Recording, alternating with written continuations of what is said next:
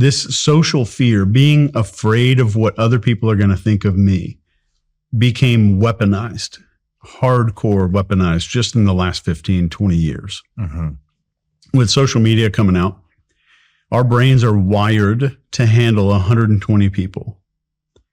And then social media becomes this placebo of connection. What do you mean our brains are wired to handle 120 people? Does that mean we can? Welcome back. Shawn Ryan recently had the Chase Hunter on his show, and he went over some PSYOP techniques that the CIA uses. And as an interrogator himself, he's going to go over all the aspects of how PSYOPs work and how we can avoid being tricked into falling for the techniques in PSYOP and mind control. And what he explains here is very crucial, so pay attention. I think the Wall Street Journal just put something out very similar to this a couple days ago, saying that the human mind can only basically effectively handle 150 different relationships with people. Yeah. Is that where we're going? Yes. Okay.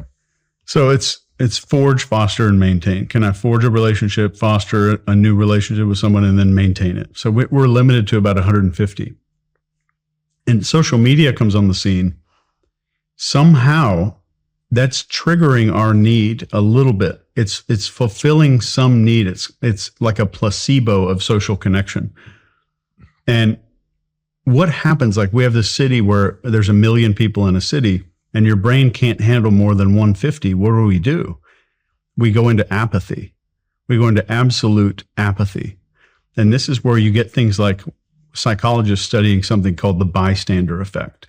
Somebody's in public, they get stabbed or robbed or something. If there's lots of people around, people don't say anything and they don't do anything because it's a diffusion of responsibility, and we care less and less and less every day.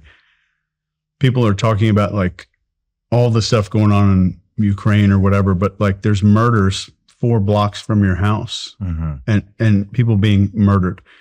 So we have an apathy for people that are around us once the tribe gets above a certain number. And what social media is doing, and I'm not here to stand on a box and demonize social media. That's not, and I don't think anyone that created social media is not setting out to do this. But what social media is doing with this placebo effect is it's tricking our brains into feeling a little sense of connection, but we're confusing attention for connection. That seems to be the biggest thing that we're getting confused here is the attention instead of connection. And we're thinking because we have connection or attention that we're having some sort of connection. And this is all part of the PSYOP, part of the control, part of the manipulation. And that's exactly what that is. It's going to be ending up turning into some sort of manipulative behavior that they can control over people. And this is how they do it. So please, again, just pay close attention. And the second part of this is anybody watching the show right now on their iPad or whatever would agree that we are in a loneliness epidemic, the whole world. And we're more connected than ever. But we are in this loneliness epidemic because what we're getting is a placebo of social connection from social media, from all these apps and stuff like that. So back to this tribe, there are 4 things that we we went into in the audio series that you did with Ironclad. And this spells out the word fate because it is our fate. And this is focus, authority, tribe, and emotion. If I can hack your focus, social media, if I can make you think that someone's an authority figure by they have more views, they have more subscribers, they have more whatever, they got the blue check mark, whatever it is. Tribe, if I can hack your feeling of tribe, then I can get you to do whatever I want you to do, or I can get you to view norms as completely different because you're in a new tribe, us versus them mentality. And the emotional part. And if you're looking at your social media, I'm not going to say the name of any one of them, but I'm sure you've scrolled through social media before. Like you see 4 or 5 posts that are just engineered to piss you off. This is exactly the plan. They know exactly how to engineer and to, again, manipulate data and everything that we see, and they already got all the information they need to figure out what they need to put before us to get us riled up, to get us excited, to get us angry at one another, forming more towards coming to that tribal kind of mentality. Oh, yeah. Engineered.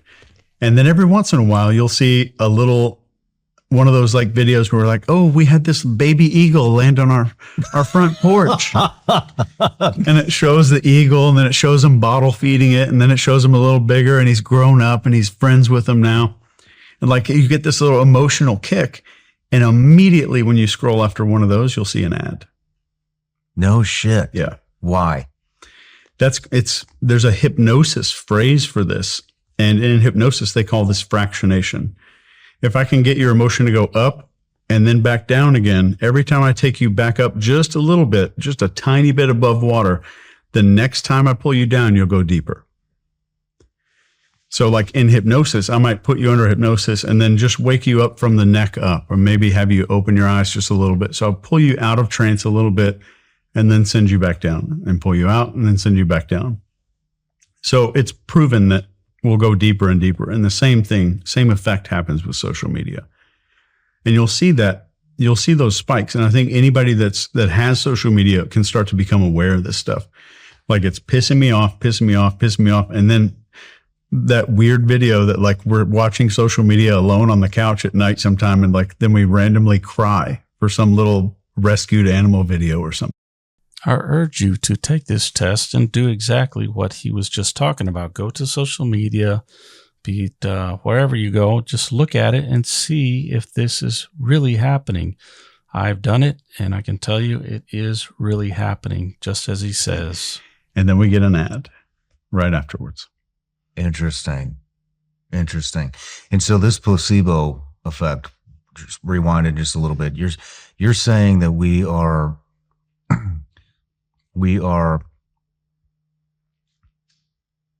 mistaking attention on social media for connection, for actual connection, and it's serving as some type of placebo effect. Yeah. To take the place of the connection. Yeah. And I think that's the root of what's going on, why we have this loneliness collapse around our world right now. Mm-hmm. But if you go back to this FATE model, FATE, focus, authority, tribe, and emotion, and you go watch an episode of like Cesar Millan, the dog whisperer guy, Mm-hmm. who trains dogs. He's got some celebrities shithead dog that like bites people when they come in the house or whatever. What's the first thing that Cesar Millan does? Establishes the dog's focus. Second thing he does, establish authority by taking control over the dog's space, or by him owning a certain piece of space and not letting the dog come into this area. Third thing, tribe. Now we're going to go on a walk. The owner's going to come with us, and the dog's going to walk with me. We're going to walk together. They will not walk in front of me. We're going to walk together. Enforce the sense of tribe. As soon as that's done, I'm going to pet the dog. I'm going to give the dog a treat. I'm going to tell him he did a great job. Maybe go watch a movie or something. Emotion. That's a mammalian brain, and it's the same whether you're training or manipulating a human or a dolphin, a monkey, or a dog. That's that ancient system that's wired into us. Remember that acrostic, FATE, because that's exactly what he's explaining here, but on a dog. We are not much different, and it works for them. And it works for us too. The scary part, I think is scary, is that there's no firewall. Like we can't go download McAfee and put it in our head for making ourselves immune to this stuff. I'm as vulnerable as everybody else. Mm-hmm. Knowing about this stuff helps, and being able to see that, like you're scrolling through social media, you're like, whoa, I finally saw that thing. That helps because it's kind of takes some power away from it. But truly understanding that we are hardwired, this little system, the limbic system, mammalian brain in our head, makes decisions about things way before we think we make decisions. And this is proven on MRI studies that the mammalian part of our brain has already made the decision before we even make the actual decision. No kidding. So our decision making is also a placebo. It's already been done in the lower part of the brain. So the lower part of the brain's job is to make choices and decisions. The upper part of the brain, it's called the neocortex, which is Latin for new cover. That thing's job is to kind of take credit for making the decisions. But that's also where our ego lives and what makes us different than other primates and why we get Einstein and Mozart. Interesting. How much of what we see today do you think is an engineered PSYOP? Give me an example. I think what I mean is, example would be, I mean, you know, this stuff really popped on my radar during COVID. So I guess we can start with COVID, you know. oh my gosh, COVID, I think it was at this time when people started really waking up to seeing exactly what the government was up to and kind of just starting to see a lot of holes in all the theories that they were trying to give us and push upon us. I mean, political violence, you know, I mean, that's like the big one, right? Charlie Kirk was just assassinated. Some people think it was the left. Some people think it was the right. Some people think it was Israel. Some people think it was trans. You know, at least that's what it was at the beginning. A lot of questions going on about this fucking guy that supposedly shot him. Did he? I don't know. You know what I mean? I mean, super weird. So, I mean, is that a PSYOP? Is the Epstein shit a PSYOP? I mean, Ukraine, China, all PSYOP, everything. Yes. It's to the fucking point. I don't believe anything that it's so bad now. I don't even know if I believe my own eyes. Yeah. And that's good that you're starting to get that way. And I think so many people are waking up because they made it way too obvious during COVID, which is a good thing. I'm glad they did it because it woke up so many people where they started doing this crazier and crazier and crazier shit. And people are like, whoa, the government's doing this? So I think that helped people wake up. But what I meant was, with an example, there are some things that people call a PSYOP, like this algorithm, like, oh, the algorithm's engineering your behavior. The algorithm's job is to make you buy stuff and make you see ads. And that's where money comes from and revenue. So the algorithm says after this and this type of thing, people tend to click this buy now button for this flannel shirt, right? So since we do that, I'm going to start doing that more. And the algorithm continuously learns. And I think there's a tendency for a lot of people to think that a lot of this stuff is these dark forces sitting around a marble conference table at night, smoking cigars, like planning this stuff. I think a lot of the stuff that we see online is the result of these algorithms doing what makes revenue. We must understand that algorithms are there set for understanding people's behavior so they can put the proper ads in front of us so we can buy those products. It's a marketing technique. That's all it is. And they're using it very well because it just works. I think it's an EBITDA revenue focused algorithm. But with the other stuff, when it comes to PSYOPs, there's a few ways to tell if something is a PSYOP.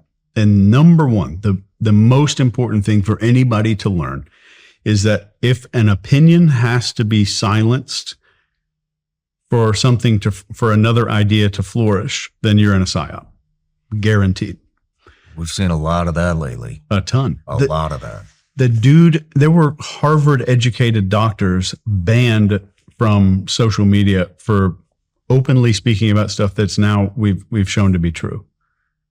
Harvard educated doctors. The dude who invented mRNA went on Rogan because he got kicked off of Twitter, I think. I don't remember what it was. So the moment you see someone being silenced and it's an opinion from somebody who should have some kind of social authority, that's a big deal. And that should be terrifying to you, to anybody that is witnessing that. I've seen a lot of that in the past couple of years too. There's been a ton. A lot. Yeah. And the interesting thing is what that does with our social media kind of hacking that tribal part of our brain. If all of us were sitting here in a room and we see someone get pulled up in front of the whole crowd and then smacked in the face, embarrassed, and then tossed out of the room, and I was about to go up on stage and do that, I'm like, yeah, I'm gonna be quiet now. I don't want that to happen to me. Yeah. So now we're using that tribalism as, I'm going to take this person and I'm going to make an example out of them to prevent everybody else from stepping up. I'm going to increase fear associated with being socially outcast. Man, this happened to me. We've always dealt with not always, ever since, the new administration's in, we haven't really had any issues, but I mean, I remember we had Jim Caviezel on. It was during that, Sound of Freedom movie came out. A lot of people hated that movie, right? Yeah. Dude, the episode just disappeared. Your episode with Jim? Just got pulled down. Like, woke up one day, fucking gone. Wow. I think it's because he talked about, which apparently is like a forbidden topic, right? But yeah, just woke. Very sensitive subject, what Shawn was talking about here with the Jim Caviezel episode, and the content in it is very sensitive, and I will not repeat it here. Up, it was gone. We re-uploaded, but this shit happens to everybody, and not everybody. It happens to a lot of people. To tell you how pervasive this is, the moment you mentioned that word in association with the video being like deleted from YouTube, I was like, oh shit, Shawn's going to get our show kicked off the internet. No, I'm going to bleep that word. Okay, good. Okay. But that was my first reaction was like, oh no, I'm going to be outcast, or some little piece is going to be outcast because of this. So I had that fear while you and I are talking about some people exploiting that fear. And I'm the guy. I'm the guy who teaches PSYOPs and the Army PSYOPs who do this for good reasons, hopefully, how to do a lot of this stuff. And I'm not immune to any of it. So can you kind of, could you walk us through the planning and execution of a PSYOP from start to end? Be sure to be paying close attention, because this is gold. You cannot put a dollar figure on the information that we're going to be hearing from Chase. This is gold. Yeah. So phase 1 is target data collection. So what I want to do is figure out the basic behaviors and beliefs of this person. So I want to see what what their perception is and what context they find themselves in. So let me give you an example. Do you shower in the morning or at night? Both. You're a 2-time-a-day guy? Sometimes. All right. Well, in the morning. Okay. Say in the morning. All right. So if it's a morning shower, then I'll say sometime within the next 24 hours, you're going to take all of your clothes off, right? But you won't do it on a podcast. And that's because of context. So if I can figure out a way to make you to shift the context in your mind, I can get you to do anything. Like, you're not going to take a gun right now and shoot me, right? But if the context was different and I was like running at you with a knife or something, then you would. So if I shift context, I can get desired behavior out of any human being. As just a weird example of this, there was a lawyer in Washington State who was arrested because he learned hypnosis and then started using hypnosis on these people in his office. And there's a woman who'd been seeing this lawyer, and he was hypnotizing her, and she noticed one day that her bra was misplaced, like kind of pushed to the side a little bit, and that he had like helped her redress or like put her clothes back on. So she brought a recorder in there and figured out that this guy would put her under hypnosis and say, and now you're coming home. It's the end of the day. You're taking out your car keys and put them in that bowl. You walk to the bathroom, you turn that hot shower on, and now the context is shifted. So perception and context are the biggest target data acquisition there. So how do they see the world, and what is the context where the desired behavior that I want, what is the context where that behavior is automatic or natural? Does that make sense? Kinda. Okay. So first I want to get perception. So this is how does this person see the world? And if I can modify your perception. How do you figure out how that person sees the world? So beliefs first, Okay. values, identity, and tribalism. Okay. So like what's important to them, what's important to the tribe versus the individual, because those are always different things. And then in what context, so whatever the desired behavior that I want, what is the context that would make that desired behavior automatic? Okay. Let's backtrack a little bit more. Yeah. So you're trying to figure out somebody's perception of the world. So when you are researching that and putting pen to paper, what does that look like? How do you start that, and what are you documenting? I tend to look for, and this is me, there's 6 needs, and I want to look for individuals in society and where are most of them on this needs map. And those 6 needs are significance. I need to do something so I can feel the most significant person in the room. Acceptance. So this is more where it's kind of a tribe of people. I pride myself on being part of a team. So significance, acceptance, approval. And approval, having a social, and these are all social needs. A social need for approval is that friend that we all have that's like, oh, I got that job interview tomorrow and I know I'm going to suck at it. I suck at everything. And just to get you to go be like, no, it's okay. You're going to do fine. You did great last time. You're tremendously confident. You're overqualified. So that's kind of the approval type of person. And the final 3 are intelligence, pity, and strength. So intelligence means I need to do something where other people are going to see me as intelligent. And then pity is like, they're asking the question, like, do other people realize how bad I've had it or how much I've been through? And the strength and power person at the end is, can I behave in such a way where no one will ever challenge me? So I'm gonna show a lot of posturing, kind of like the false alpha male syndrome. Okay. A lot of that.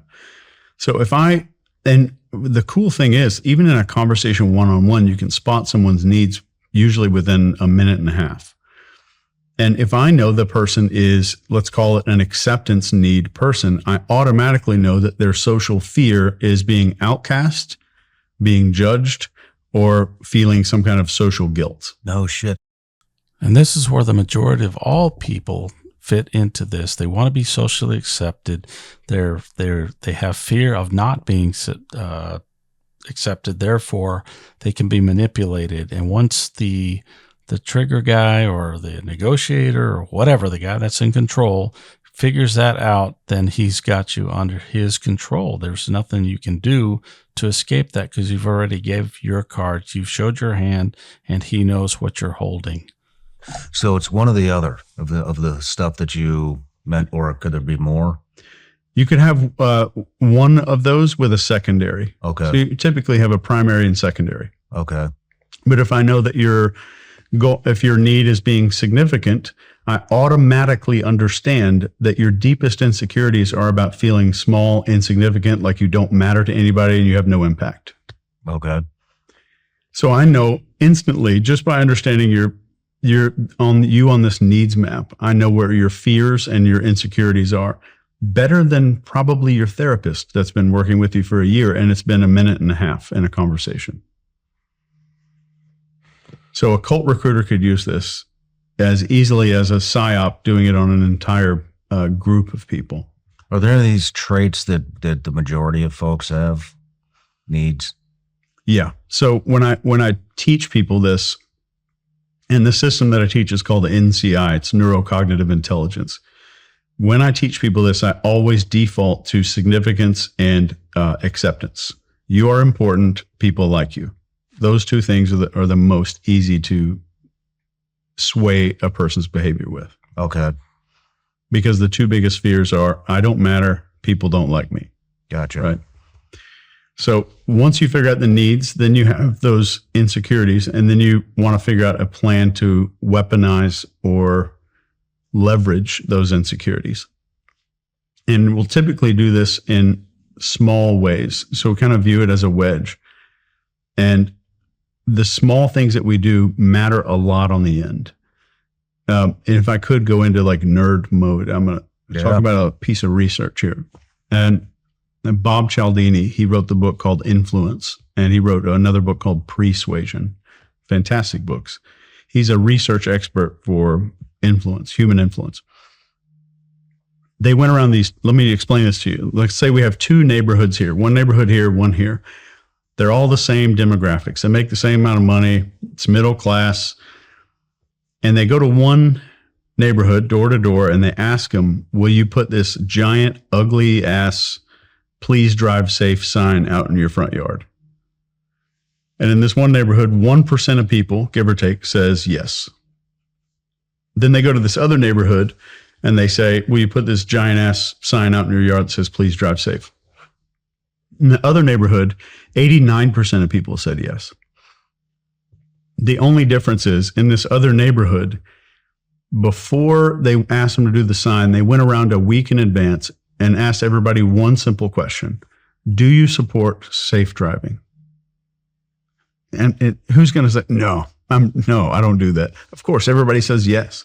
And the moment they say yes, they say, I'm so glad. Thank you. The survey is finished. And would you mind placing this tiny sticker on a window that's facing the street that says drive safe? It's like that big, like one of those little alarm company stickers, right? So my stomach's making noise. I hope it's not coming through on the mic. All good, we can keep it in if you want. So in this, what they did was, do you support safe driving? So now I've got you to make a social commitment because there's two of us standing here at your doorstep. So you've just told someone who you are as a human being.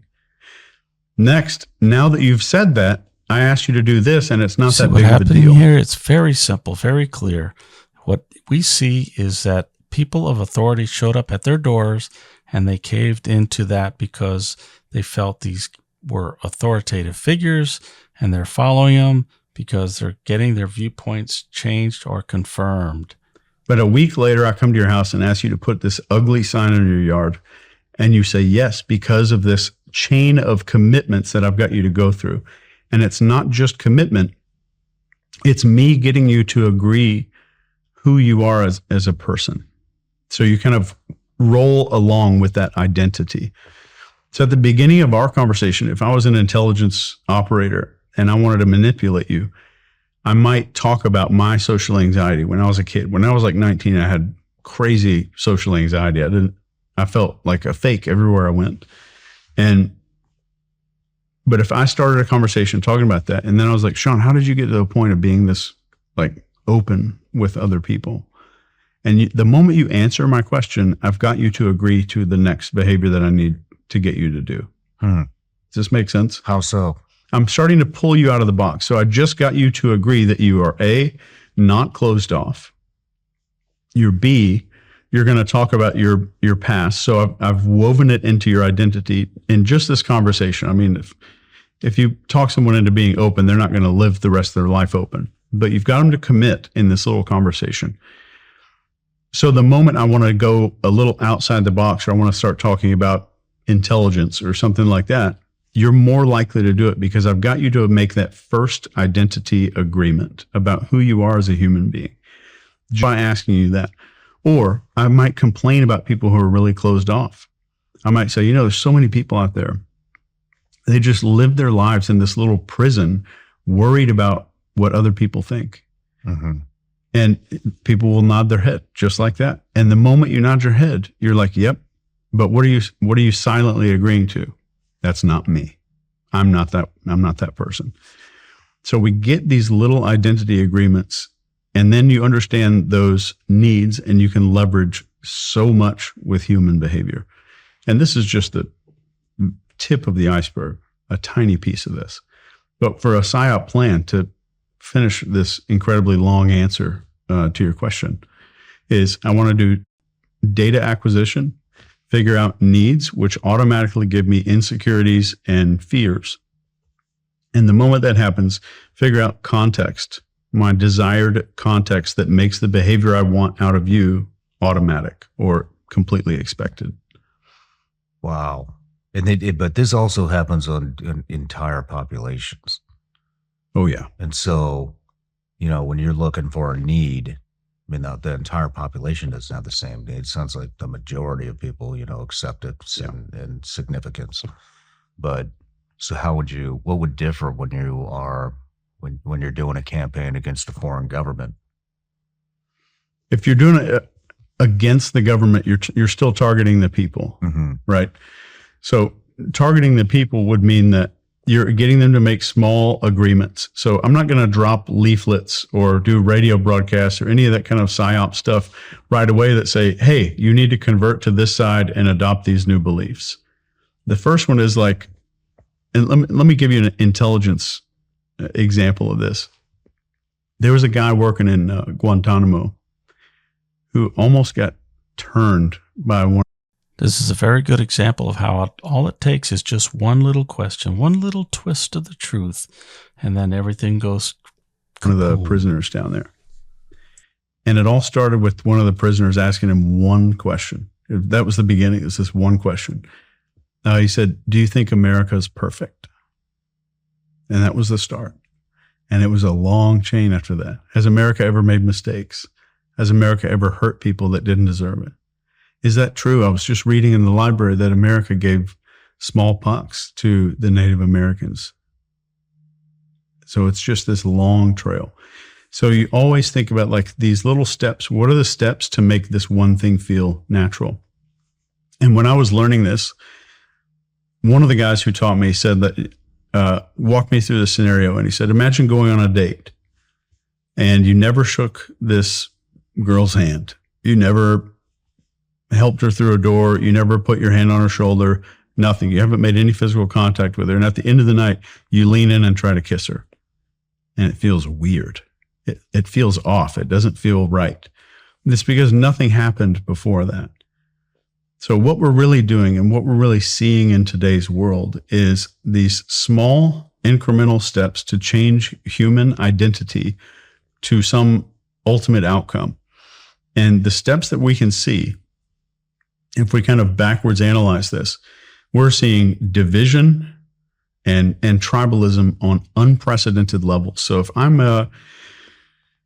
left wing, or if I lean way left, even moderately to the left, and I go on social media and start scrolling my feed, I'm going to see people on the right still on my feed. But the type of people that I see that are on the right are going to be the dumbest, loudmouth morons that you could ever imagine, just to piss me off. I mean, if I'm a conservative, I'm going to go on there and see the dumbest idiots that you could ever imagine, just to make it me feel morally superior and make me feel intellectually superior for having chosen this path. And drive a more intense hate to the other side. Yeah.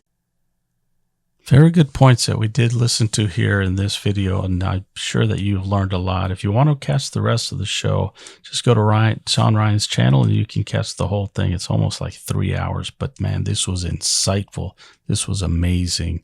Awesome. Catch you next time. Yeah.